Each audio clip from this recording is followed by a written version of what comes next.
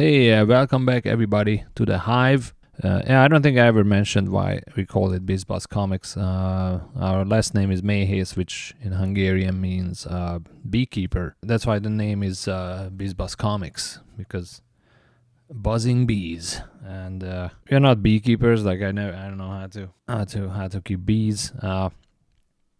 Anyway, today I want to talk about a couple of comic books, actually two of them, so it's literally just a couple.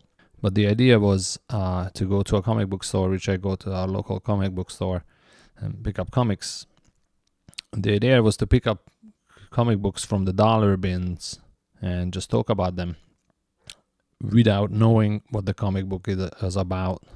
I mean, I read the comic books already, but when I picked it, I just picked it based on the intriguing cover art or the title.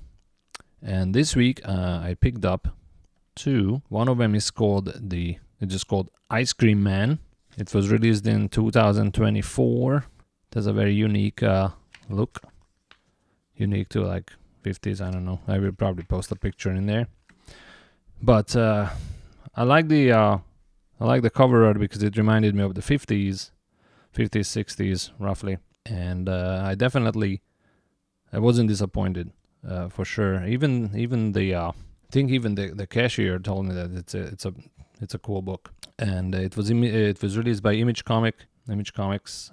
It's made by Maxwell Prince, Martin Morazzo, and Chris O'Halloran. And the art style, I mean, it's pretty beautiful comic book art. I don't want to spoil it in case you want to read it, especially this one because it came out in 2024, so it's very recent. The story it opens up in a small town with an ice cream truck, and kids are getting ice cream. And I think within like two panels, you can kind of sense that something is off a little bit. And then immediately you discover they're dead people. What stood out to me is the narration of the story. So there's a narrator in the story, and I have a feeling, I don't think they mention it in a comic book, but I have a feeling that the narrator is the Ice Cream Man, of course. And somehow the story is connected to him. It reminded me a little bit of X-Files without the FBI. So the stories are kind of like off and interesting. There are cops, like small town cops, and they're trying to figure out what's going on. And it just keeps going back to the Ice Cream Man. So the story was good. I really enjoyed it. I might get the later issues. It came out in May, I think. The first issue, 2024. Oh, and I always try to pick the first issue, right? So I'm not just dropped into a middle of a story or whatever. So this was the first one I wanted to talk about. It's really cool. They also have they also have a skeleton of a cat in a comic, which is very weird because I also have a skeleton of a cat. Actually, it might be a rat. I don't know how the AI is gonna figure that out. So the second book I wanted to talk about today, and it was released in 2014, so 10 years ago, and it's called The Veil.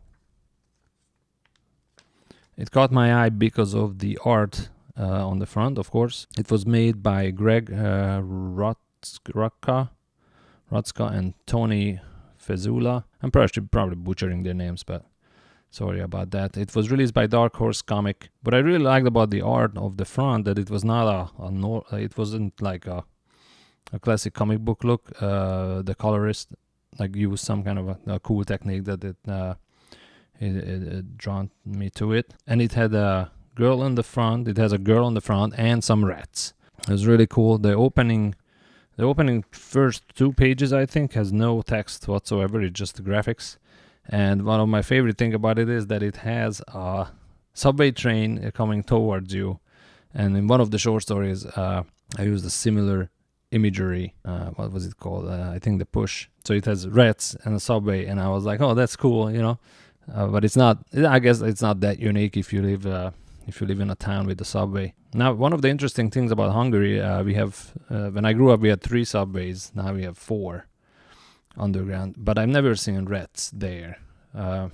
Budapest, the capital, was one of the small few towns in Europe back in the Middle Ages with no rats, because there were rats and then they just eradicated them all somehow. But it was one of the few towns that they did not have rats. Yeah, after the Middle Ages. So they did not grow up seeing like those kind of animals downtown, which if you go to New York or Paris, they are notoriously famous for rats running around the subway. I think in New York they have like rat poison, and I'm not kidding. I think I saw a rat eating the rat poison and just like going away. So I don't know. I don't know if they works or they are immune. But anyway, back to the comic book, right? It starts out with the subway coming towards you, and with a naked lady laying on the ground, which I guess it's always a good beginning. And then she wakes up and she's very disoriented. She just starts walking around town. I'm not sure if it's New York City. I can't remember now if they actually specified. But of course, I mean, doesn't matter if you're in New York City or somewhere else. If you walk around naked, you will draw some attention, and then things will escalate relatively quickly in this comic book, I guess. And I'm trying to talk around it, not to spoil anything. The art is beautiful.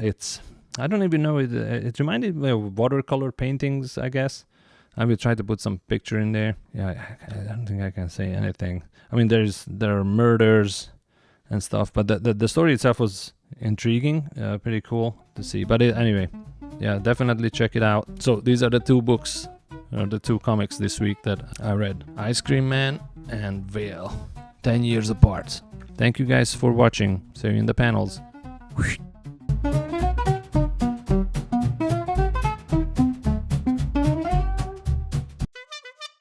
Hey, recording. Cool.